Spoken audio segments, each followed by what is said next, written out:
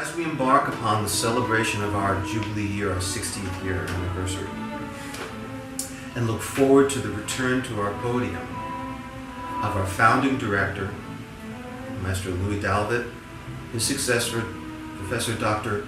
Crawford Gates, and myself, it presents a unique situation, and one with which I am unfamiliar anywhere else in symphonic music. Achieving a 60th year is a wonderful milestone. But having a tenure, the stability of a tenure of only 3 music directors in 60 years is nothing short of remarkable.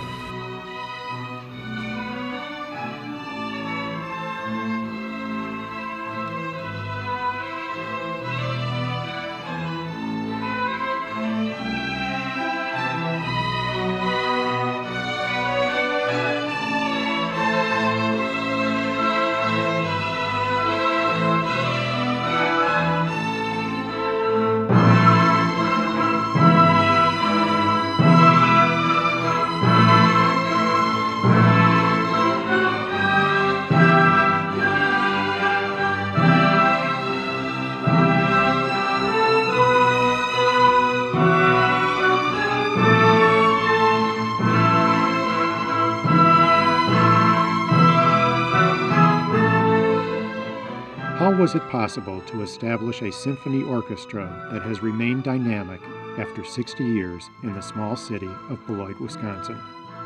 Was it the essentialness of music, coincidence, or destiny?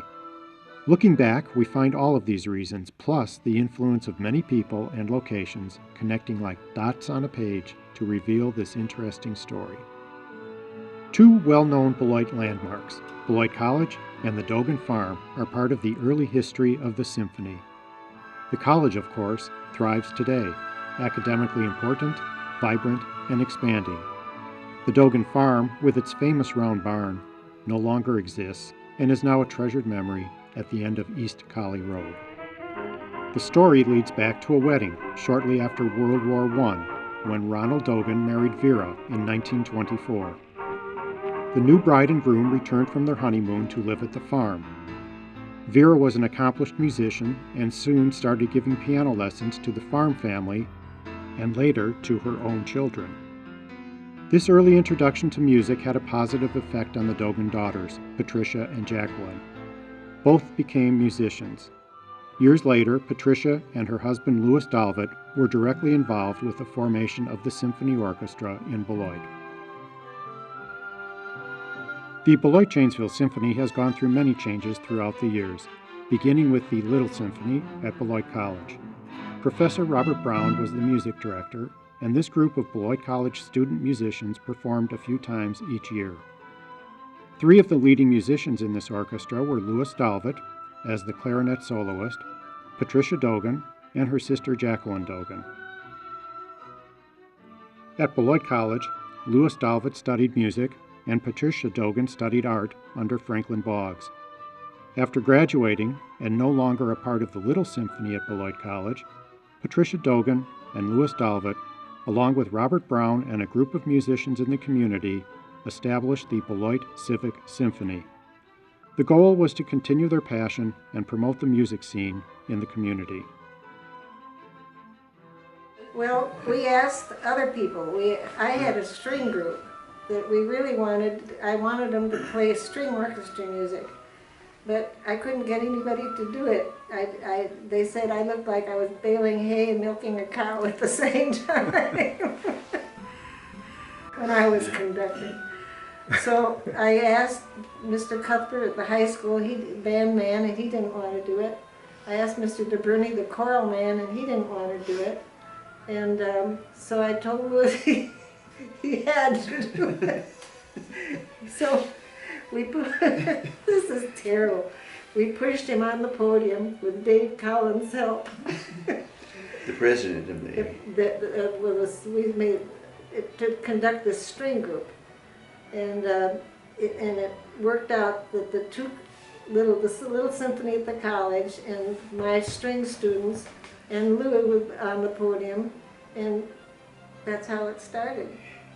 No, I just didn't start conducting. I had some experience. I had been hired by the Milton College, and I had their band, and I had to teach other courses. So I was experienced enough with to conduct. And so that was, after I got on the podium with the strings, the whole repertoire developed. I mean, I had Beethoven there and Brahms, and boy, I just loved all of that. And so for me, it was a working experience and learning experience right from the beginning. In fact, people in the community were very familiar with the achievements of these musicians. Lewis Dalvit had his own band and performed at local dances and events. With his leadership and Patricia Dalvit's student string ensemble, they established the Beloit Civic Symphony in 1953 and began building the size of the orchestra. You had to attract players. Now there's a lot of competition for players all the time, for bands, orchestras, but we had them coming from Madison, 50 miles away, Rockford, another 20 miles, Janesville, yeah, Orfordville, Milton, Clinton. They would come every Tuesday night through rain and snow and sleet, because Wisconsin was known for bad weather. So, and then I remember we had 4 basses, string basses, that would come from Rockford, and we'd all cheer when they walked in because they didn't expect them to come. And nobody got paid. And nobody got paid, but this is the way it worked. There was a music trust fund. The music trust fund was run by the union. His name was Petrillo, and he had a fund that he would subsidize your orchestra if the players would return the check to the symphony, and they all agreed with that. So we would play a symphony, and we would have them sign a paper. They would get checks, they would write the check to us, and so we had our first income that way. Really loyal people that would do something like that. They'd drive many miles.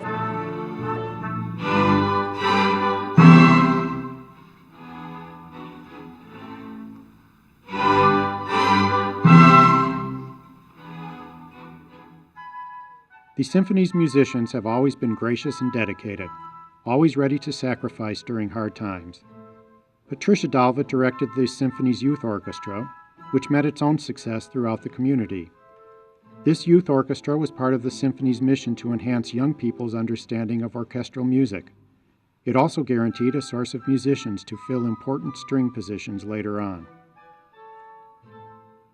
So the BJSO did its part to refurbish itself by giving orchestral experience to talented students, by having a conductor present and helping them to be successful.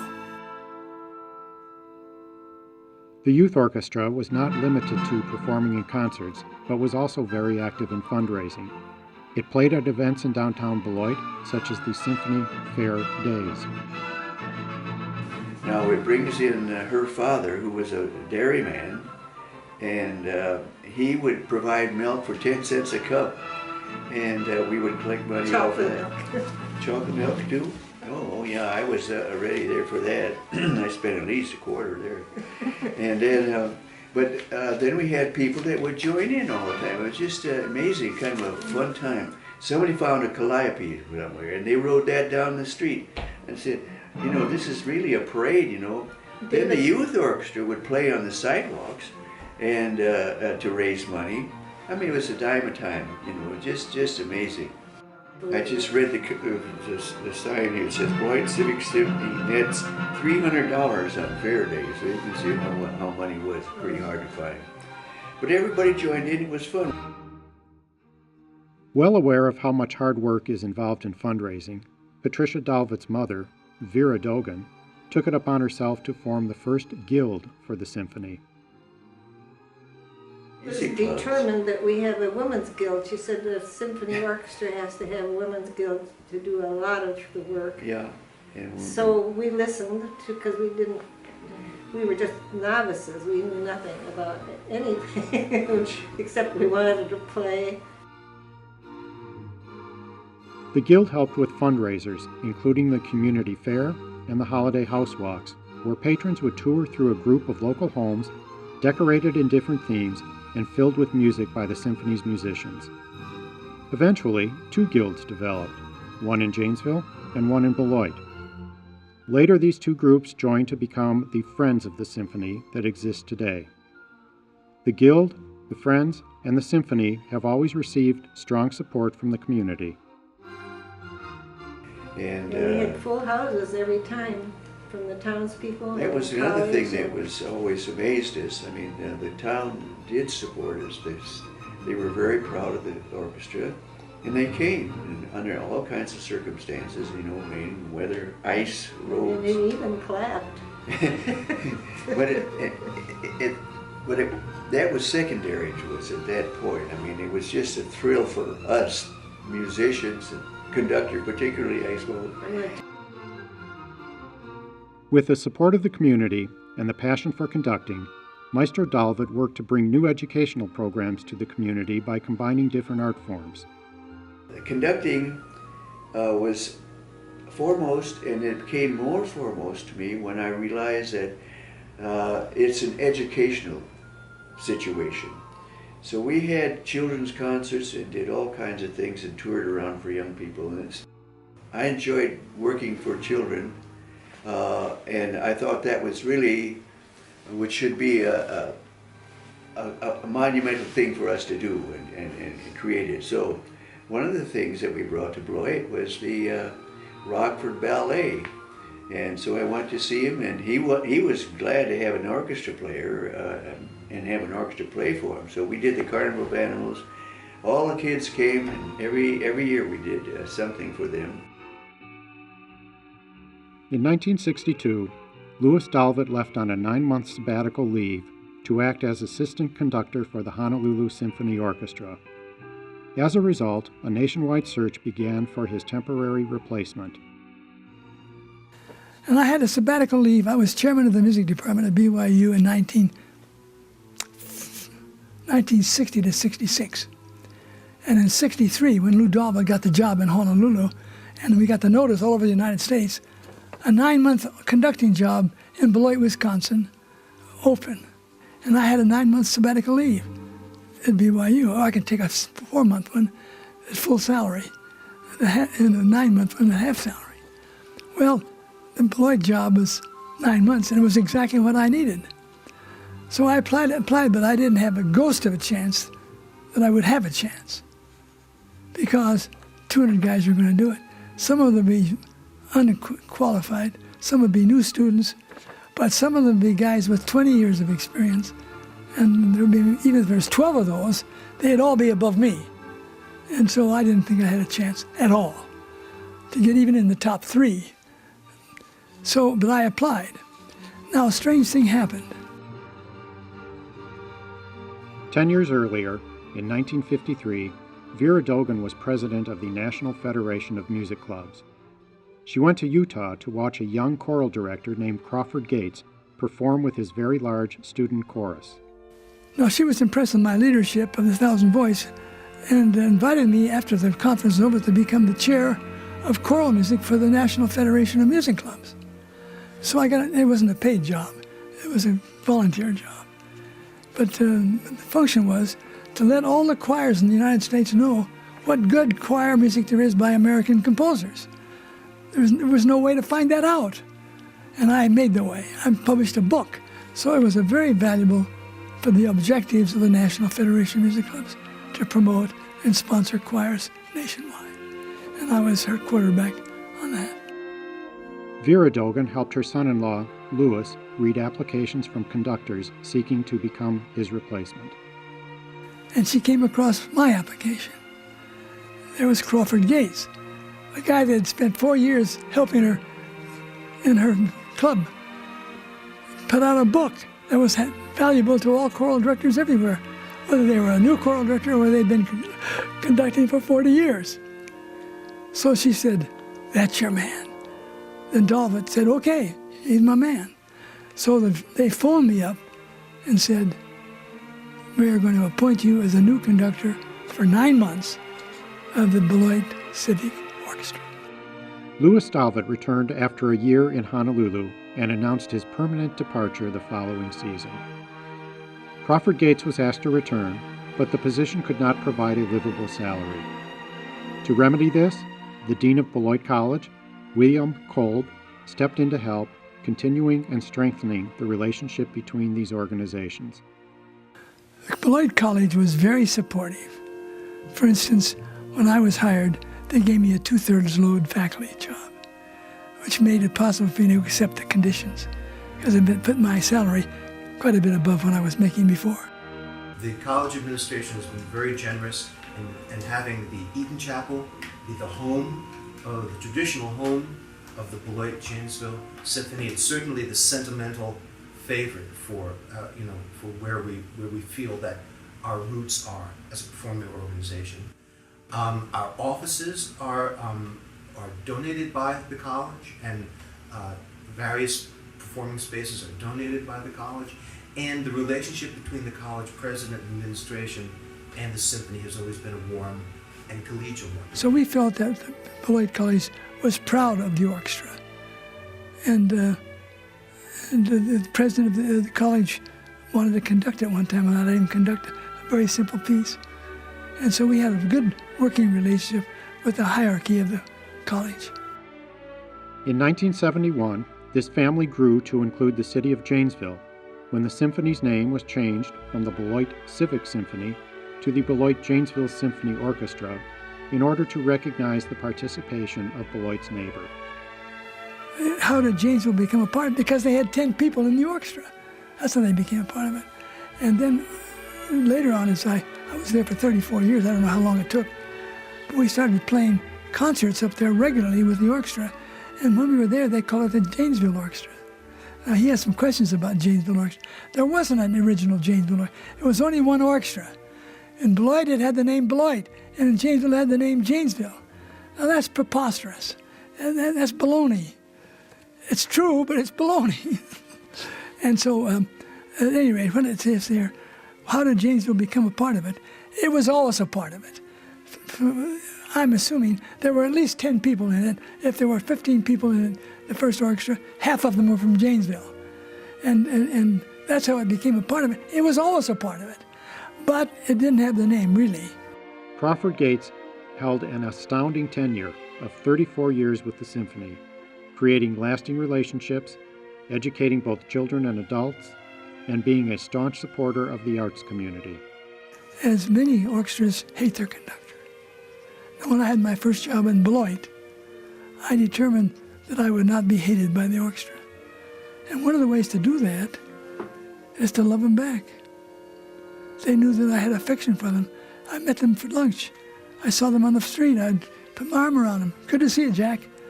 And then they felt an affection toward me. And I felt that's very important. Now, when I was conductor of that orchestra for 34 years, when I left, every one of them came up and gave me a hug, men and women. All the husky men came up and gave me a big hug. Sorry you're going, brother. It was great to have you with us. Now, that's an important thing for a conductor to know it's true, and it's helpful to him to be successful. Fondest memories is feeling that we had love for each other, that we were a family, a loving family, not a family that had competition or creation or anger or ill feeling toward the others. When I got there, I wanted to have a happy family, and I achieved that. When Crawford Gates left the orchestra at the end of the century, a new conductor was welcomed into this family that Gates had worked so hard to build. When the ad for this position came up in the Conductors Guild Quarterly, it immediately attracted my attention because it combined two contracts. The conducting position at Beloit College in the music department, and the teaching position at Beloit College in the music department, and the conducting position with the Beloit Janesville Symphony. And so that was very attractive to me. And then as the search process progressed, and I was invited to become one of the 3 final candidates for the position, and came out here and met everybody in the community, met the orchestra, met Dr. Gates, I was convinced that this would be a wonderful home for me. So that's how that came about. It's kind of a culture shock for me coming from New York City in that environment and coming to Beloit, but everybody, I think, went out of their way to make me feel welcome and to make me feel at home. Robert Tomaro became music director in 1999 and has continued the important tradition of being an active and helpful member of the community. Every February for the last 8 years, the Symphony has performed music live to a silent film as part of the Beloit International Film Festival at the Eclipse Center. And that's usually sold out between traditional symphony members who want to come see the symphony and doing a different kind of thing, and people who are frequenting the film series, the film festival. So we would get between 600 and 700 people easily for those performances.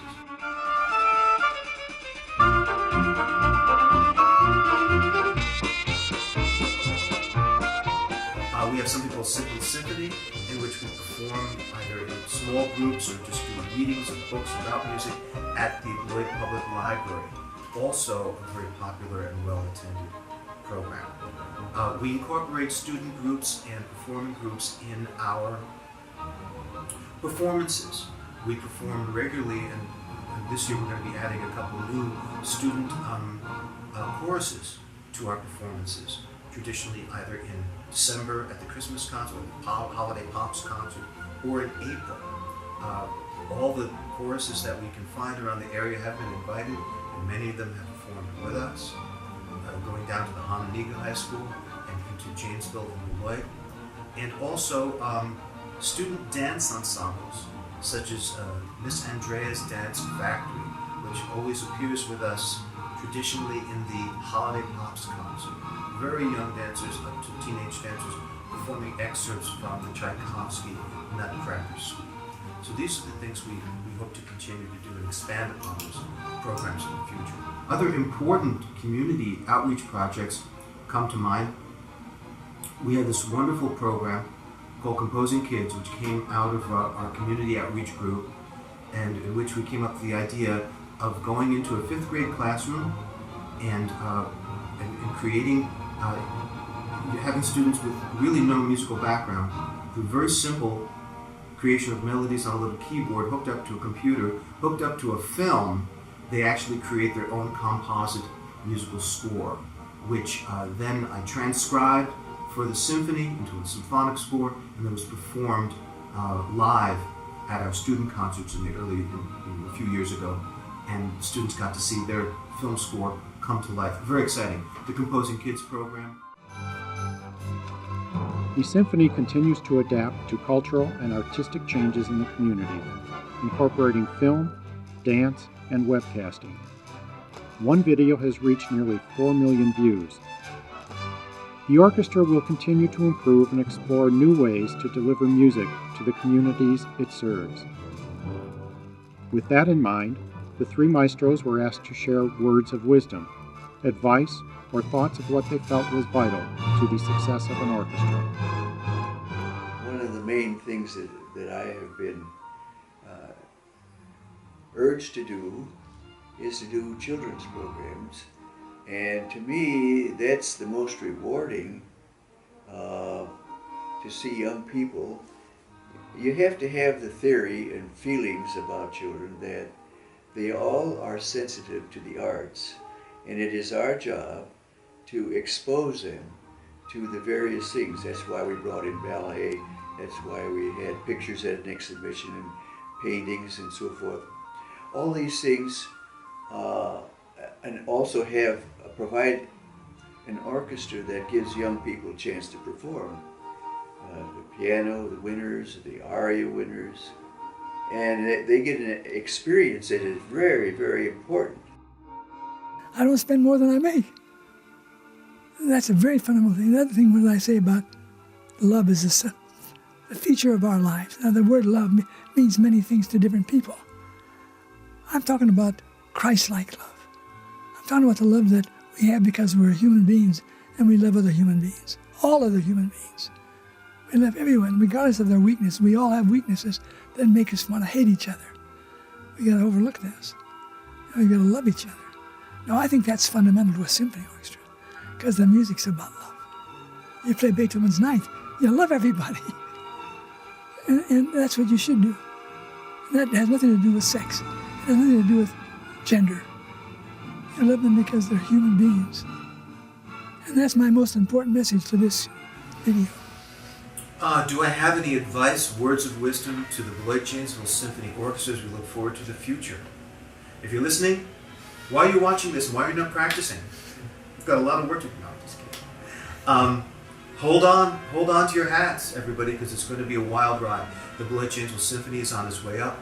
We're going to be addressing a great repertoire. We're going to be performing for a great, wide, varied audience that's going to include all kinds of members of our community that have not been included. So the words of wisdom I have are just, everybody just come to the symphony and you're going to be amazed and excited about what we have in store for you in the years ahead. Thank you for this opportunity, for being here, for sharing your thoughts. Music is a basic need of human survival, one of the ways we make sense of our lives, one of the ways to express feelings when we have no words, a way for us to understand things with our hearts when we can't with our minds. The landscape for American symphony orchestras continues to change. The Beloit Janesville Symphony Orchestra is perfectly positioned to explore new artistic directions, create diverse programming, and collaborate with other arts organizations. The symphony will always contribute to the arts and humanities in its local communities, making them better places to live, learn, work, and visit. Its 60-year legacy has been a testament to this commitment.